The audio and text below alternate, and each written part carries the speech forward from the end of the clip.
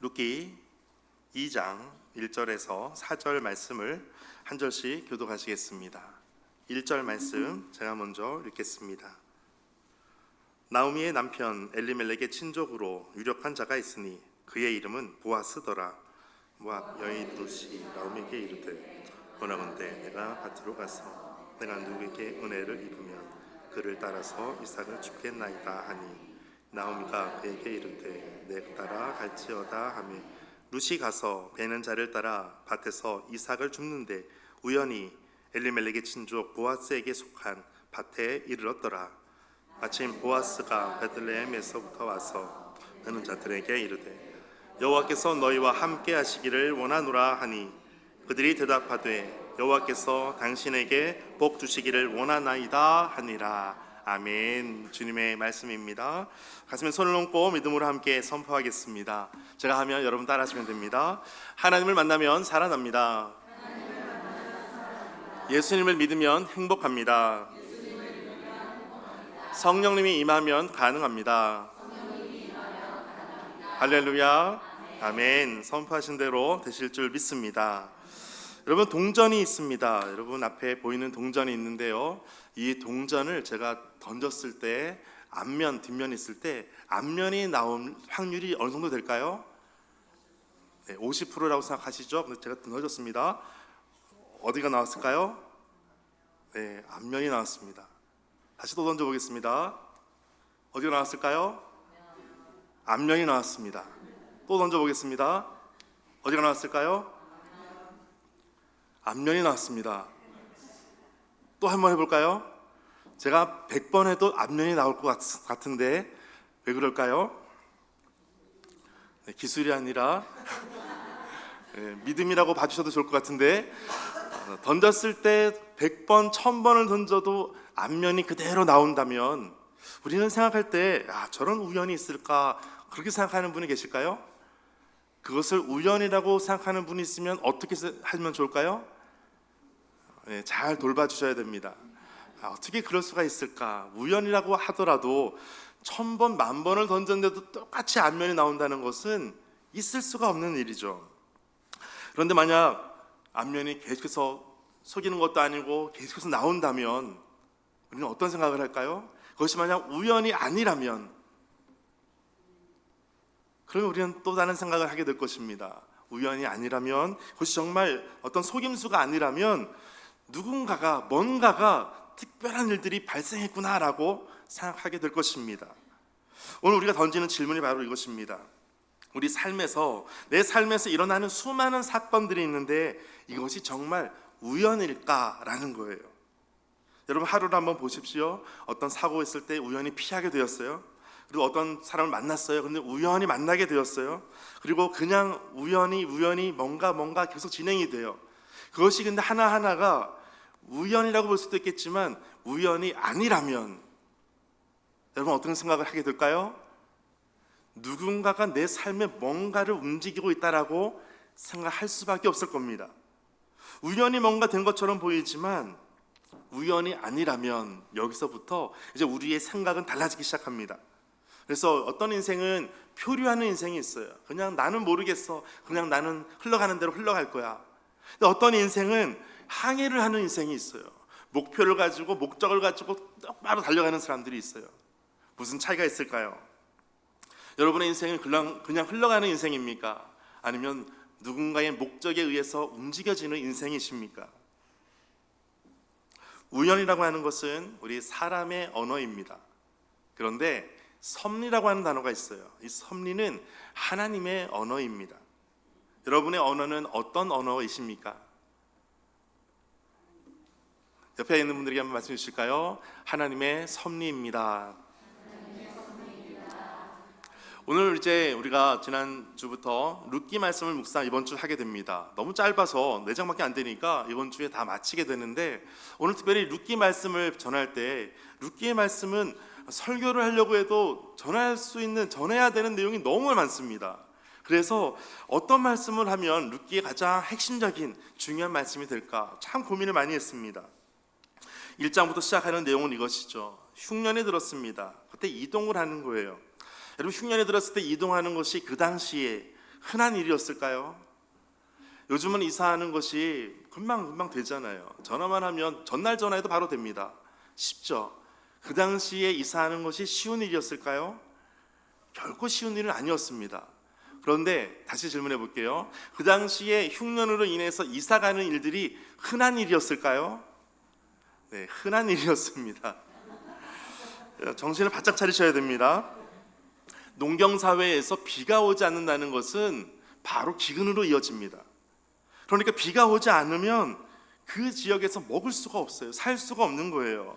먹을 것을 찾아서 다른 지역으로 이동하는 것, 이것은 자연스러운 선택입니다. 성경에서도 이것을 알 수가 있어요.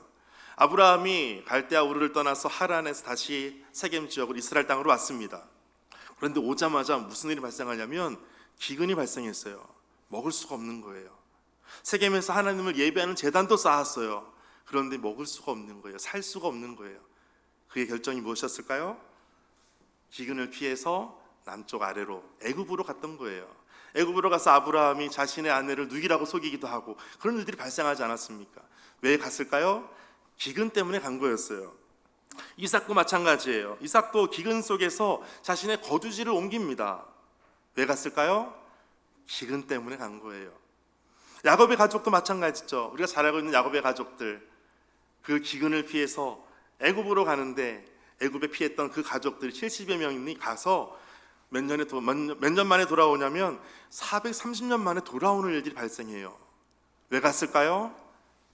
기근이 발생해서 그런 거예요. 기근이 일어났을 때 이동한다는 것은 익숙한 패턴이에요. 익숙한 일이었습니다. 그런데 핵심은 이거예요. 그들이 어디로 갔는가라는 거예요.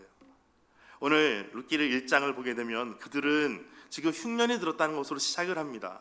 사사시대 때 흉년이 들었어요. 그리고 옮겨져야 되는데 어디로 가냐면 그 장소가 바로 모압이라고 하는 동편 쪽에 이동해서 가게 됩니다. 그런데 모압은 단순한 이웃 국가가 아니었어요.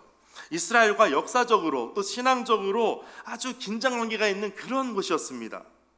모압은 첫 번째는 모압의 기원 자체가 문제였어요. 어떻게 시작이 됐냐면 아브라함의 조카 롯과 그의 딸들과 동침해서 낳은 자식이 선조 조상이었어요.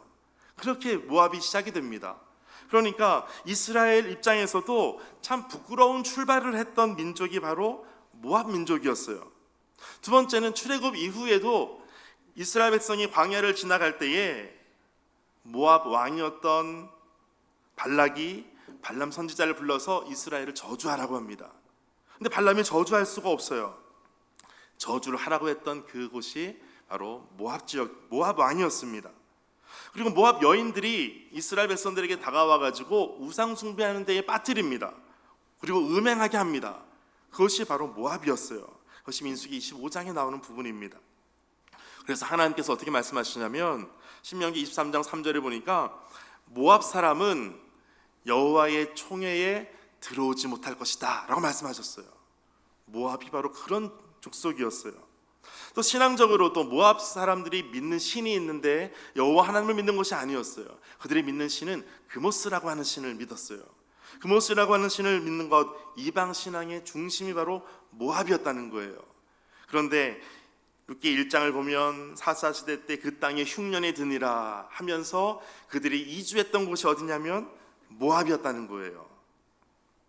엘리멜렉의 가족들이 모압으로 갔다는 것은 무엇을 의미하냐면 단순히 흉년을 피한 것인가 아니면 하나님의 땅을 떠난 것인가, 이 싸움이었던 거예요. 그러니까 너무 중요한 싸움이었던 거죠. 베들레헴이라고 하는 이름의 뜻 자체가 떡집이란 뜻이에요. 먹을 게 풍만한 거예요. 하나님의 공급을 상징하는 단어가 바로 베들레헴입니다. 떡집이라는 의미예요. 그런데 모압은 이방신이 있고 우상 숭배하는 땅이에요. 참 아이러니한 것은 떡집에 흉년이 들었다는 거예요. 사람이 떡 있는 곳으로 다시 옮겨갑니다. 그 선택이 바로 하나님의 언약의 땅을 떠나는 선택을 하게 됩니다. 여러분 같으면 어떻게 하시겠습니까?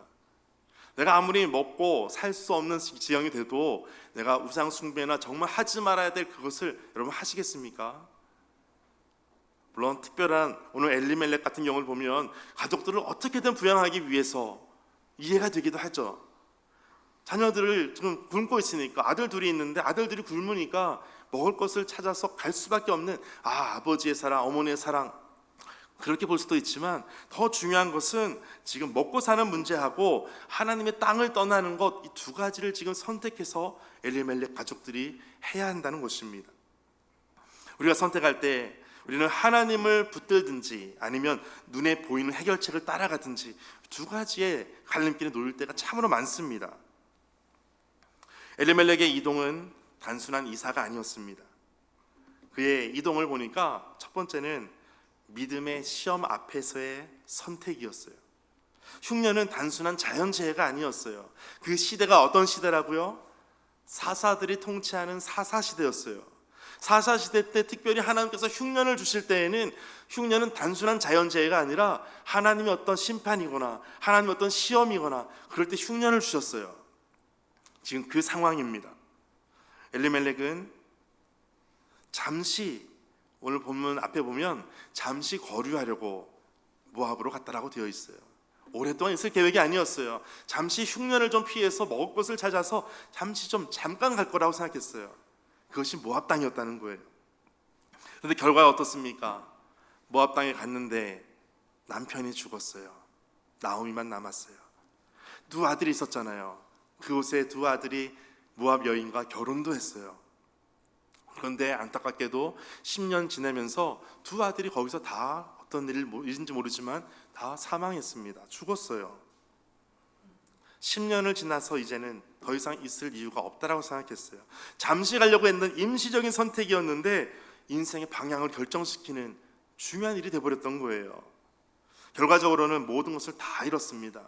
무엇인가 얻기 위해서, 살기 위해서 떠났는데 그곳에서 더 큰 상처를 가지고 다시 돌아오야만 했던 것입니다. 모압에서, 그곳에서 잠시나마 여호와의 손길이 거기에 있어서 내가 여호와의 손길을 좀 경험할 수 있지 않을까, 그러한 목마름, 간절함으로 갔었을 거예요. 그런데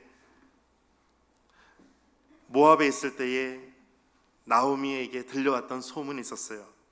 그것이 룻기 1장 6절 말씀입니다. 룻기 1장 6절 같이 한번 읽어보겠습니다. 시작. 그 여인이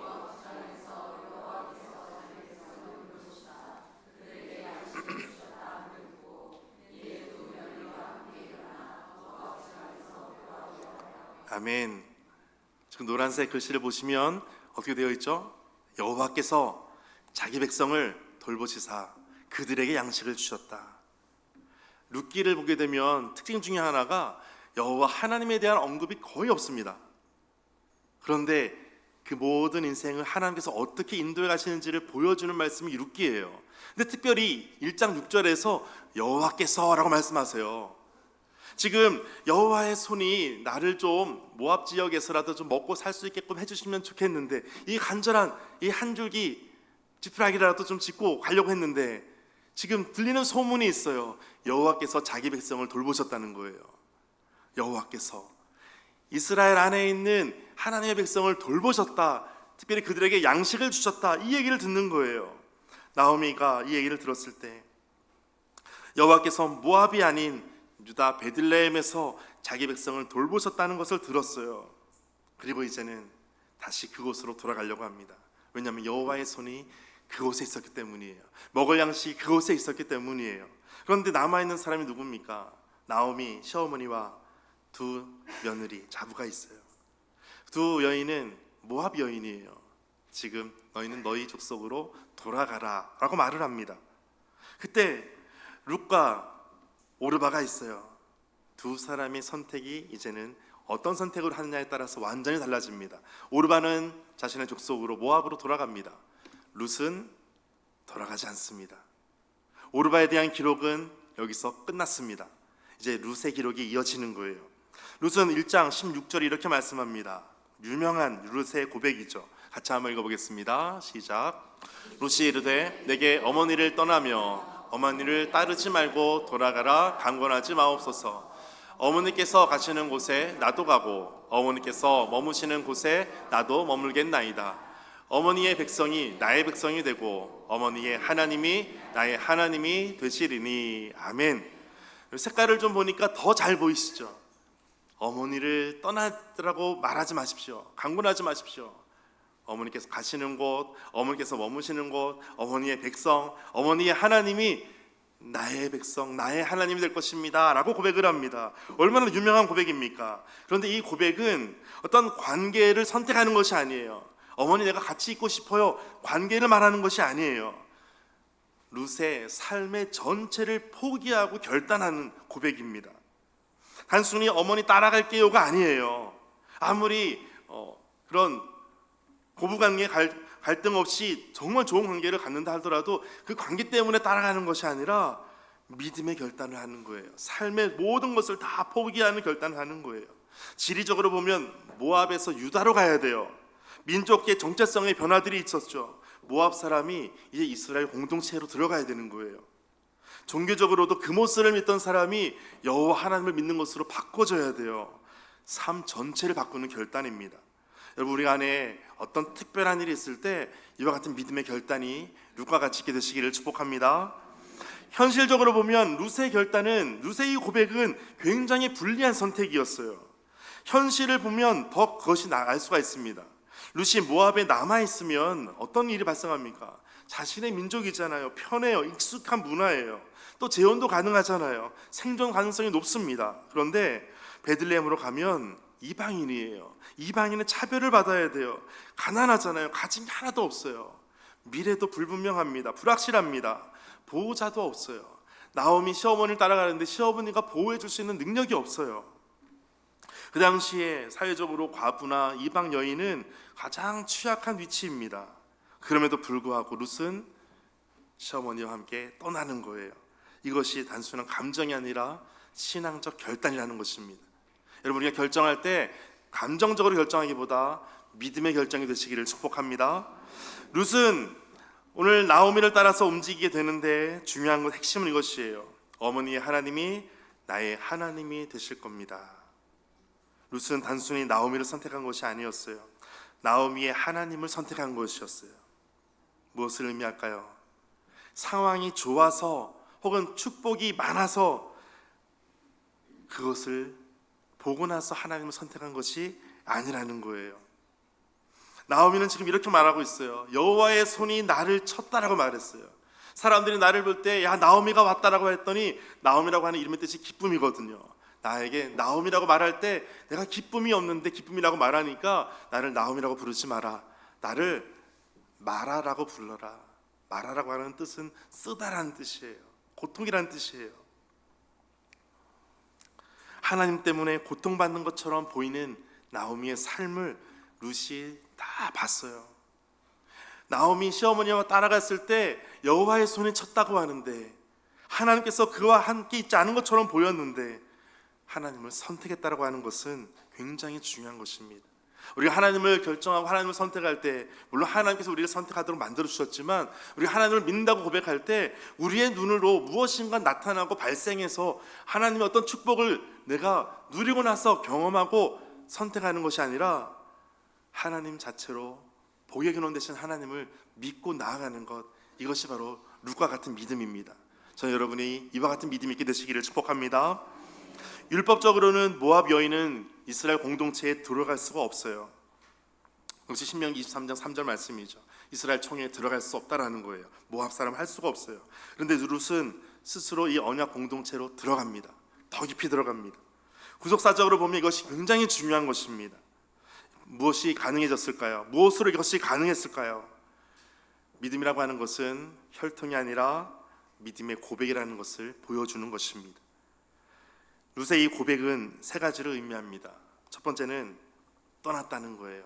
믿음으로 산다는 것은 과거와 안정된 것과 익숙한 것에서부터 떠나는 거예요. 그것이 믿음의 시작입니다. 두 번째는 붙드는 거예요. 나오미를 붙들었잖아요. 나오미를 따랐잖아요. 그런데 사실은 관계적인 부분도 있지만 하나님을 붙든 거예요. 그래서 세 번째, 바로 믿음입니다. 우리의 신앙을 전환시키는 거예요. 내가 그 전에 여호와 하나님이 아닌 다른 것을 선택했을 때 이제는 여호와 하나님만 믿기로 내가 따르겠습니다. 그것이 바로 믿음의 결단인 것이죠. 이것이 룻의 고백입니다. 룻의 인생은 이 고백으로 사실은 바뀐 것은 아니었어요. 그런데 이 고백이 즉시 축복으로 바뀐 것은 아니었지만 현실은 여전히 가난하고 여전히 노동을 해야 되고 여전히 불확실한 미래였어요. 그런데도 이 고백의 중요한 것이 이것입니다. 섭리라고 하는 것은 결과가 아니라 방향에서 시작된다는 것입니다. 결과를 보고 하나님의 섭리라고 말하는 것은 이미 늦을 수 있어요. 이미 지난 결과예요. 그런데 내 인생 가운데 결과가 아직 나타나지 않아도 내 모든 인생의 방향이 하나님을 향해 있다면 이것을 하나님의 섭리라고 고백할 수 있는 거예요. 이것이 바로 믿음이라는 것입니다. 룻기 1장 16절에 보면 룻은 어머니를 따라갔어요. 좋은 선택을 했죠. 그런데 좋은 선택이 아니라 옳은 선택을 한 것입니다. 바른 선택을 한 거예요. 룻의 보이는 유익이 따라 움직이는 것이 아니라 보이지 않는 하나님을 따라서 선택하는 거예요. 이것이 믿음이라는 것입니다.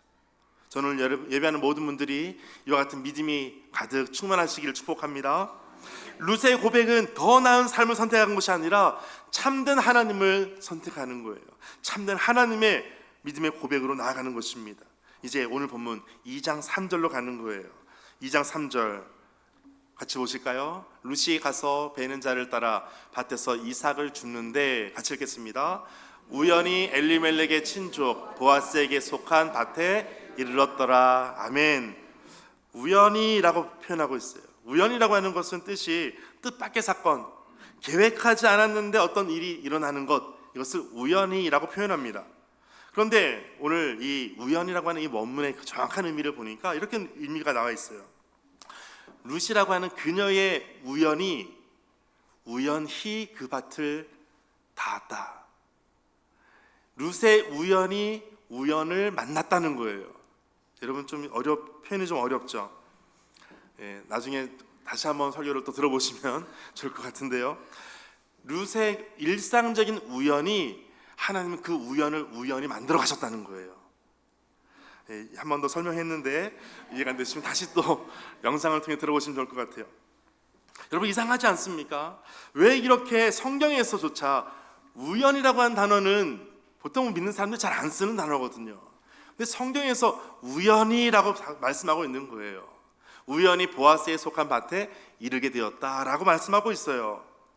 굉장히 모순처럼 보이지만 모순이 아닙니다.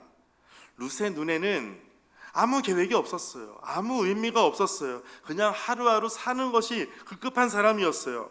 그 성경은 이것을 말합니다. 매일매일이 사실은 룻에게는 우연의 삶이었어요. 그런데 룻의 그 우연을 하나님은 우연히 만들어 가신다는 거예요.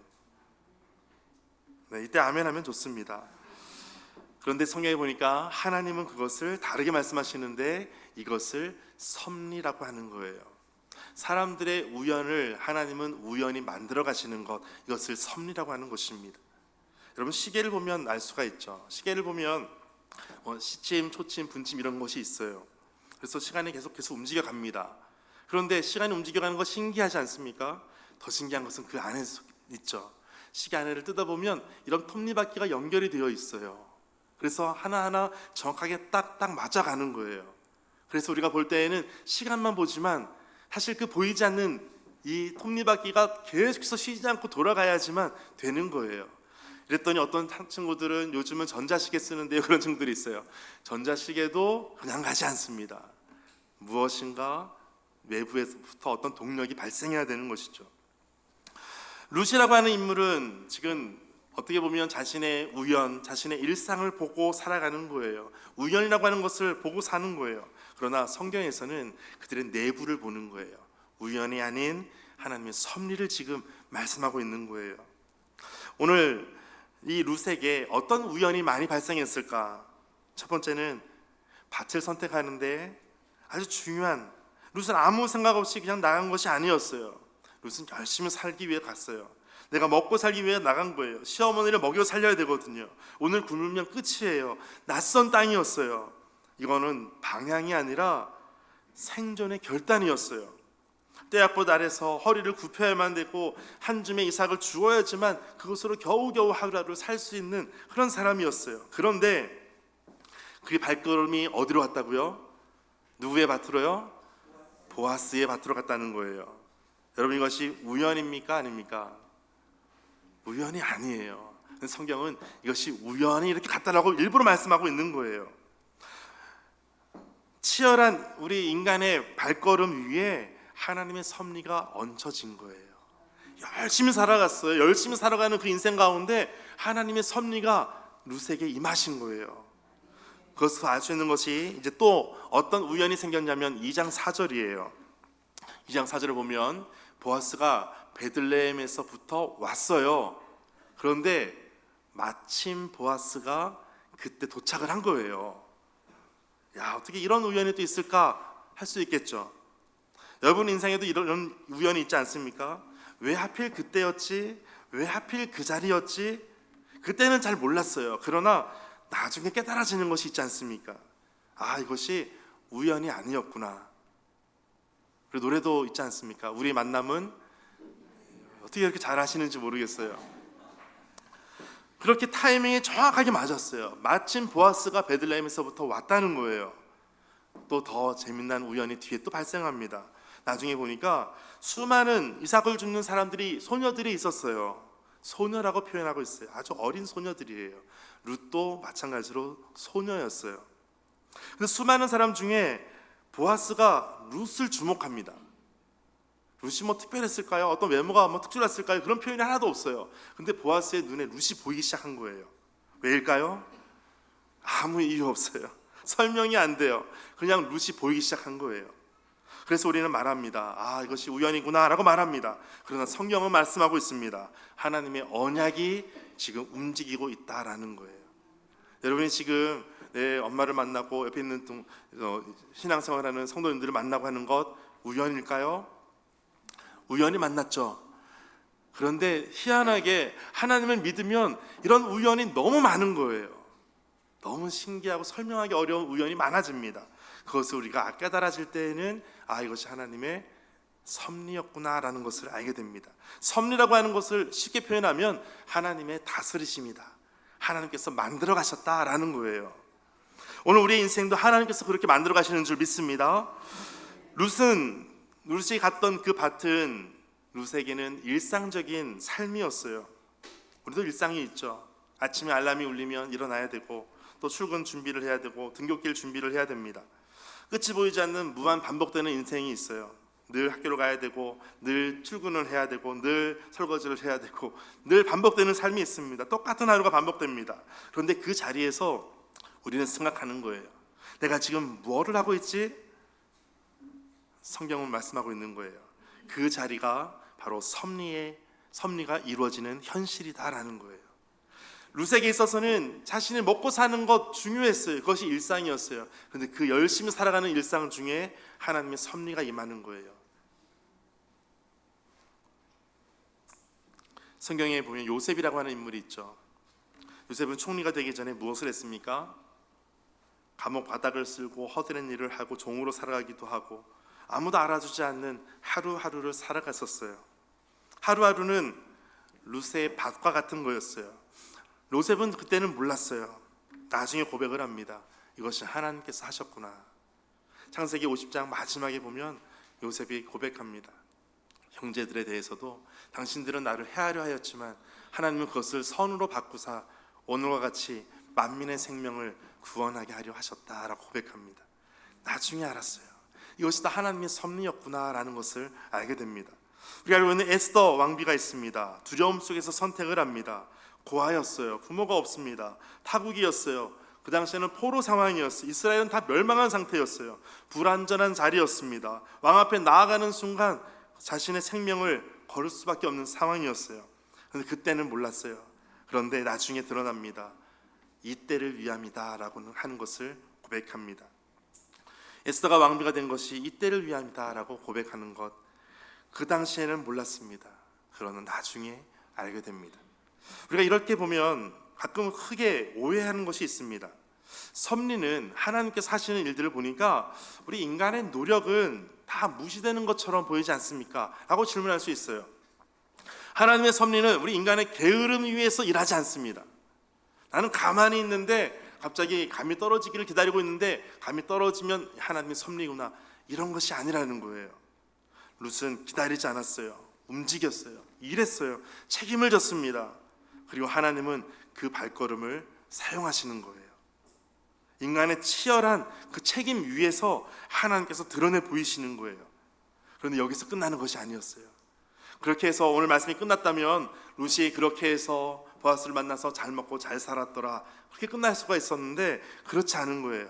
여기서 끝나는 것이 아니라 여기에서 복음이 시작이 되는 거예요. 우리 인간의 선택은 실패처럼 보이는 선택이 있었어요. 엘리멜렉의 선택은 모압으로 간 것은 실패의 선택 같고 그의 선택은 믿음을 저버린 것처럼 보였어요. 그러나 하나님의 손은 멈추지 않았다는 거예요. 모압으로 간 것은 문제일 수 있지만 하나님은 그 모압에서 룻이라고 하는 여인을 만나게 하시고 룻이 이스라엘 공동체로 들어오게 하셨다는 것입니다. 그리고 그 룻이 나중에 다윗의 조상이 됩니다. 결국 예수 그리스도의 계보로 이어지게 됩니다. 여러분, 이 모든 사건의 끝을 한번 보십시오. 룻을 통해서 자식을 낳습니다. 오벳을 낳았어요. 오벳이 자식을 낳는데 이새를 낳았어요. 이새가 자식을 낳는데 여러 형제들을 낳았지만 그 중에 다윗을 낳았어요. 그리고 결국 다윗을 통해서 다윗의 후손으로 예수 그리스도가 이 땅에 오도록 이 모든 과정을 하나님의 섭리였다라는 것을 알 수가 있습니다. 그날 아침에 굶어 죽지 않기 위해서 나갔던 그 하루가 메시아가 올 수 있도록 하신 하나님의 섭리였다는 것을 알게 됩니다. 오늘 여러분이 살아가는 일상 속에 하나님께서 여러분을 통해 하시는 일들을 볼 수 있을 거예요. 내가 열심히 살아가고 있을 때, 내가 열심히 공부하고 있을 때 하나님의 섭리가 이렇게 이어지는구나라는 것을 여러분 경험하게 되시기를 축복합니다. 신약 성경에서 이 룻이라고 하는 이름이 몇 번 나오냐면, 몇 번 나온다고요? 몇 번이라고요? 딱 한 번 나옵니다. 마태복음 1장 5절에 딱 한 번 나옵니다.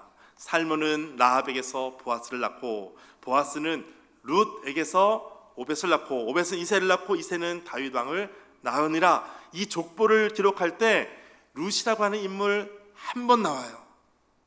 신약 성경에 딱 한 번 등장시키기 위해서 룻기라고 하는 이 기록이 반드시 있어야 된다는 거예요.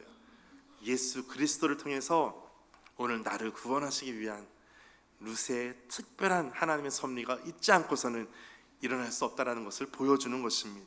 오늘 여러분 삶 속에서 내가 지금 고통 속에 있는 사람도 있을 거예요. 어두운 터널을 걷고 있는 분도 있을 거예요. 그럴 때 하나님 이것을 섭리라고 믿으라고요, 그럴 때가 있을 거예요. 정확한 질문입니다. 섭리는 진행 중일 때에는 잘 보이지가 않아요. 그런데 우리는 점을 보고 가지만 하나님은 선을 보고 가세요. 다른 차원의 모습을 볼 수 있는 거예요. 여러분, 하루살이는 파리의 인생을 이해를 못합니다. 그래서 지금은 모를 수 있지만 나중에 알게 돼요. 부모의 사랑도 지금은 몰라도 철이 들면 이해가 되는 것처럼 우리가 고통당하고 있을 때 하나님의 언어를 인간의 언어로 우리가 번역이 잘 안 됩니다. 그래서 오해가 되는 거예요. 나는 아무것도 안 해도 하나님께서 하시겠지, 하나님의 뜻이라면 이렇게 되겠지, 뭔가 우연을 바라고 있는 거예요. 하나님은 그러나 우리가 열심히 살아가는 우리의 일상 속에서 하나님의 우연히 우리의 우연을 바꿔가시는 것을 경험하게 될 것입니다. 우리의 삶은 우연이 아니라는 것을 말씀하고 있는 거예요. 운이 아니에요. 하나님의 섭리입니다. 지금은 이해가 되지 않아도, 지금은 의미 없는 것처럼 보여도 반드시 고백하게 될 날이 올 것입니다. 그래서 그날, 그 만남, 그 사건이 모두 하나님의 계획이었구나. 옆에 계신 분에게 한번 말씀해 주실까요? 당신을 만난 것은 하나님의 섭리입니다. 모압으로 간 것은 인간의 선택이었지만 그 모압에서 룻을 만나게 하신 것은 하나님의 섭리였습니다. 우연은 인간의 언어이지만 섭리는 하나님의 언어입니다. 오늘 하나님의 언어가 우리 삶 가운데 오늘도 가득 넘치게 되시기를 축복합니다. 오늘 말씀 가지고 함께 기도했으면 좋겠습니다. 하나님, 우연히 보아스에게 속한 밭에 이르게 되었던 룻을 통해서 하나님의 구원의 놀라운 서정을 일으키시고, 오늘 우리 삶 가운데서도 내가 의미를 모르고 왜 해야 되는지를 모르는 그때에도 하나님께서 우리의 삶을 다스리시고 오늘도 모든 우리의 발걸음을 인도해 가시는 주님심을 믿습니다. 함께 고백하며 주님 다스려 주옵소서, 주님 인도하여 주옵소서, 함께 말씀을 기억하며 기도하겠습니다.